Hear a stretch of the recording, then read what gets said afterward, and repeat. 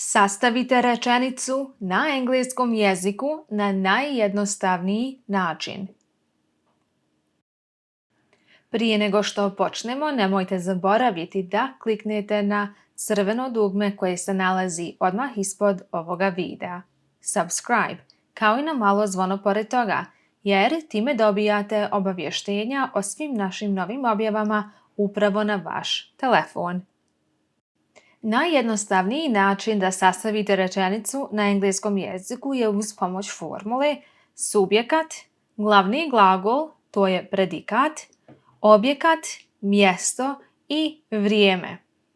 Da bi rečenica imala smisla, neophodno je da imate subjekta i glavnog glagola, dok objekat se može izostaviti ili mjesto ili vrijeme.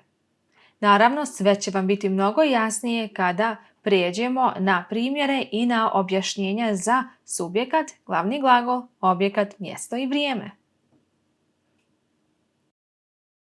Dakle, da bi naša rečenica imala smisla, mora da ima subjekat. Subjekat odgovara na pitanje ko ili šta, who ili what. Najčešći objekti su I, ja, you, ti, odnosno vi, he, on, she, ona, we, mi. Može da bude i ime kao što je Nina ili Tom. Čak mogu da budu i dva imena subjekat, Tom and Nina, Tom i Nina. Oni mogu da budu subjekti naše rečenice. Može i mjesto da bude subjekat, the store, the school.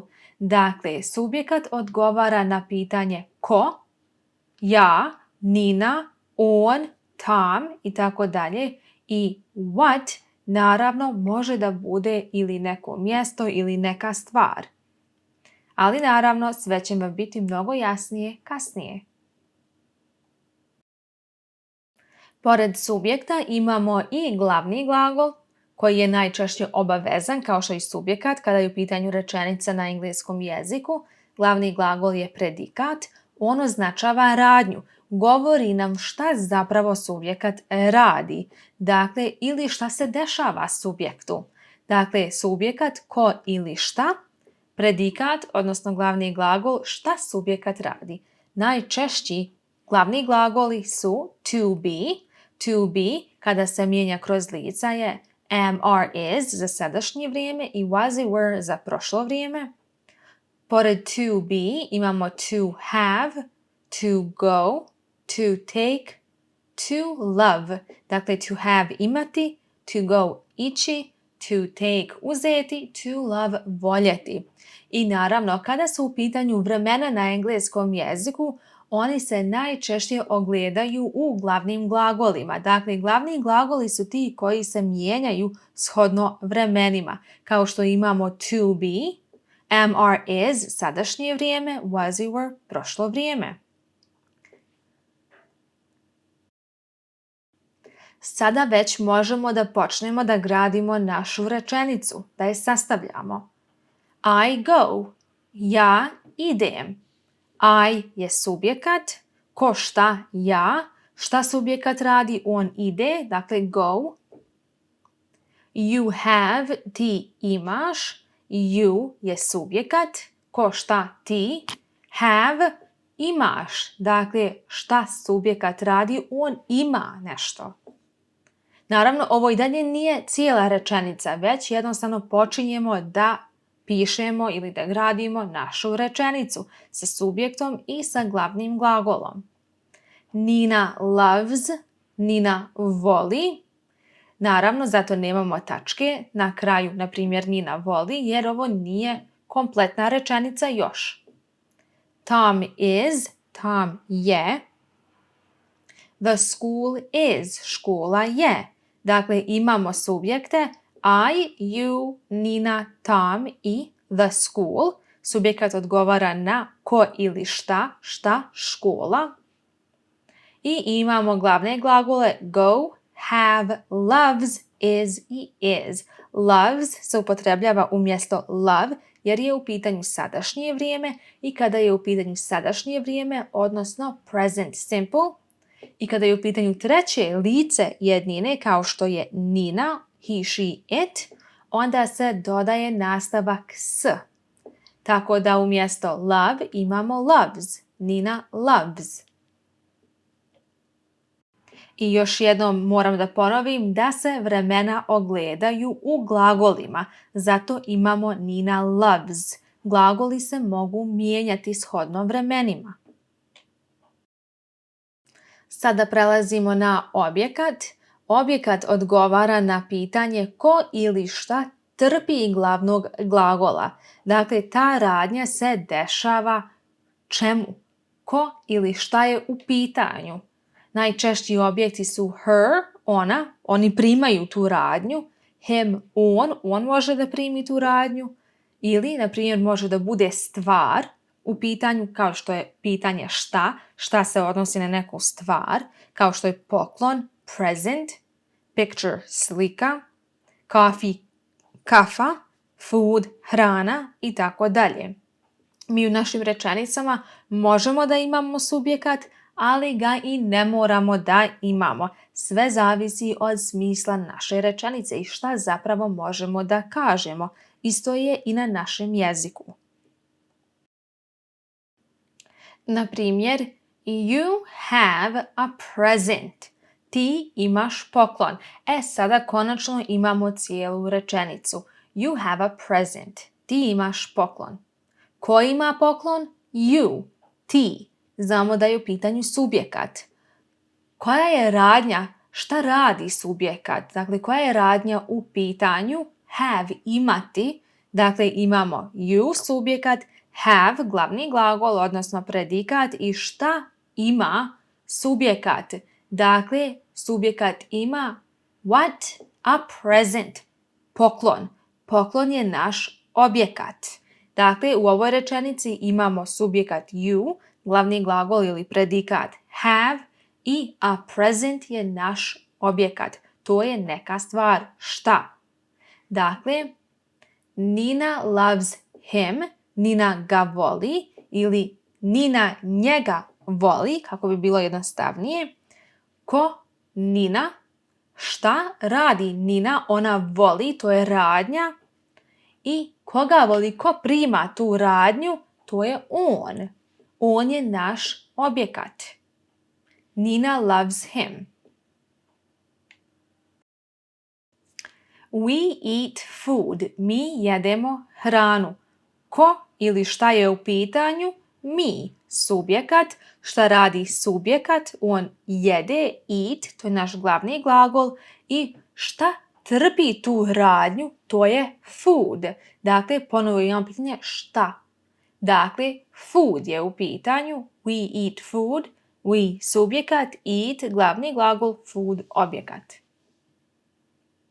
I drink coffee. Ja pijem kafu. Dakle, šta pijem? Kafu. Šta jedem? Hranu. Dakle, hrana trpi glavnog glagola, kafa trpi glavnog glagola. I naravno, odgovara na pitanje šta. Šta pijemo, šta jedemo. Naravno, I drink coffee, I je subjekat, drink je glavni glagol i coffee je objekat. Tom and Nina bought a house. Tom i Nina su kupili kuću. Dakle, ko je kupio kuću? Who bought a house? Tom and Nina. Dakle, to je naš subjekat, Tom and Nina. Šta radi subjekat? On kupuje, odnosno u pitanju prošlo vrijeme, oni su kupili. Bought je naš glavni glagol i šta su kupili? Kupili su kuću. What did Nina and Tom buy? They bought a house. Dakle, imamo a house, to je naš objekat. Subjekat Tom and Nina, predikat, odnosno glavni glagol bought i a house je naš objekat.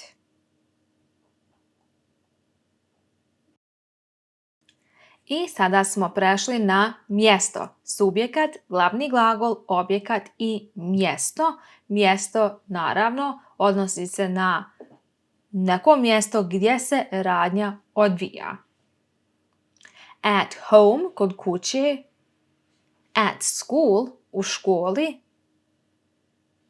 At work, na poslu. At the store, u prodavnici. Ili in the park, u parku. We eat food at home. Mi jedemo hranu kod kuće. Sada smo naravno proširili našu rečenicu we eat food. Sada smo dodali mjesto gdje jedemo hranu at home. Dakle, ko je u pitanju, šta je u pitanju? U pitanju smo mi, we, to je subjekat, šta mi radimo, mi jedemo, we eat, to je glavni objekat, ali šta jedemo, what do we eat? We eat food, mi jedemo hranu, hrana je objekat, gdje jedemo hranu? Kod kuće. Dakle, we eat food at home. Kada je u pitanju mjesto, naravno odgovara na pitanje gdje. Gdje se ta radnja odvija. I ate at the park. Sada imamo ate, to je prošli oblik glagola to eat i naravno u pitanju je prošlo vrijeme. Već sam rekla da se vremena ogledaju u glavnim glagolima. Oni se mijenjaju shodno vremenu. Ako želimo da kažemo da se nešto desilo u prošlom vremenu, da smo jeli nešto u prošlom vremenu, onda će biti ate umjesto eat. I ate at the park. Jela sam u parku ili ja sam jela u parku. Ko je u pitanju? Šta je u pitanju? U pitanju je I, ja, subjekat. Šta ja radim? Ja sam jela, pošto je u pitanju prošlo vrijeme. Ate, glavni glagol. I naravno, ovdje nemamo objekta. Već sam rekla da objekat može da bude u našim rečenicama, kao što je food, ali mi možemo da izostavimo objekat. I ate at the park. Dakle, I je subjekat, šta ja radim, ja jedem, odnosno jela sam, ate, gdje? At the park. Dakle, at the park je naše mjesto. I ate at the park. Subjekat, glavni glagol i mjesto. Bez da imamo objekta kao što smo imali u našoj prvoj rečenici. Mi također možemo da kažemo we eat at home. Mi jedemo kod kuće. Vidite, objekat se može izostaviti, a naša rečenica i dalje ima smisla. Dakle, ovo ne važi za sve rečenice, jer naravno moramo da se fokusiramo na smisao rečenice. Dakle, naše rečenice imaju smisla i bez objekta, ali i sa objektom. U ovom slučaju. I buy food at the store. Ja kupujem hranu u prodavnici. I je subjekat. Šta I radi? On kupuje. Dakle, ja kupujem. Šta kupujem? Hranu. Dakle, imamo subjekat, glavni glagol, food je naš objekat i mjesto at the store u prodavnici. Dakle, naš redoslijed, naša formula na početku videa ostaje ista, s tim što možemo da izostavimo objekat. Mi ako izostavimo objekat i dalje će biti subjekat, glavni glagol, objekat se izostavlja, prelazimo na mjesto i na vrijeme. I work at the store. Radim u prodavnici. Mi vidimo da ovdje nemamo šta nemamo objekta. I, subjekat, work, glavni glagol i mjesto at the store. I work at the store. Radim u prodavnici. Nina is going home. Nina ide kući. Sada mi vidimo da imamo dva glagola. Is i going. Šta je sada u pitanju? Pa is je naš pomoćni glagol, a going je naš glavni glagol. Međutim, is, going čine predikat. Mogu da se grupišu jer je u pitanju present continuous vrijeme. Continuous vremena često imaju pomoćne glagole i oni se grupišu kada je u pitanju sastavljanje rečenice i naša formula. Imamo subjekat, glavni glagol i u ovom slučaju imamo mjesto. Dakle, Nina, subjekat, is going, ide i home, kući, mjesto. Nina and Tom work at the school. Nina i Tom rade u školi. Subjekat Nina and Tom, ponovo vidimo grupisanje. Work je naš glavni glagol i nemamo objekta gdje at the school, u školi. I prelazimo na vrijeme. Odgovara na pitanje kada. Kada se nešto događa ili kada se nešto dogodilo. To su riječi ili čak fraze poput yesterday, juče, today, danas, tomorrow, sutra, on Saturday, u subotu, može da bude bilo koji dan u pitanju, pa čak i vrijeme, a week ago, prije sedmicu dana, ili every day, svaki dan, kada se nešto događa ili kada se nešto dogodilo, pa čak i buduće vrijeme kada će se nešto dogoditi. I da vidimo naš prvi primjer. We eat food at home every day. Ovo je naša rečenica. Mi jedemo hranu kod kuće svaki dan. Dakle, imamo subjekat we, eat, naša radnja, šta subjekat radi, on jede, eat, glavni glagol. Šta jede? Food. What is our subject eating? Our subject is eating food. Food is our object. Dakle, food je naš objekat, hrana. Gdje? At home, kod kuće, kada, svaki dan, every day. Dakle, we, subjekat eat, glavni glagol food, objekat at home, gdje, every day, kada, vrijeme. Dakle, mjesto i vrijeme.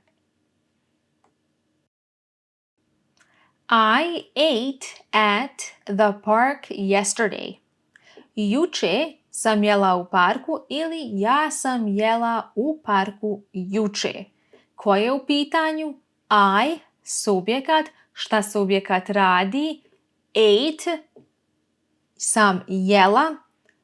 Sada nemamo objekta, ali imamo mjesto at the park, u parku i vrijeme kada juče. I, subjekat, ate, glavni glagol, at the park, mjesto i yesterday, vrijeme. Sada imamo Nina is going home on Saturday. Nina će ići kući u subotu.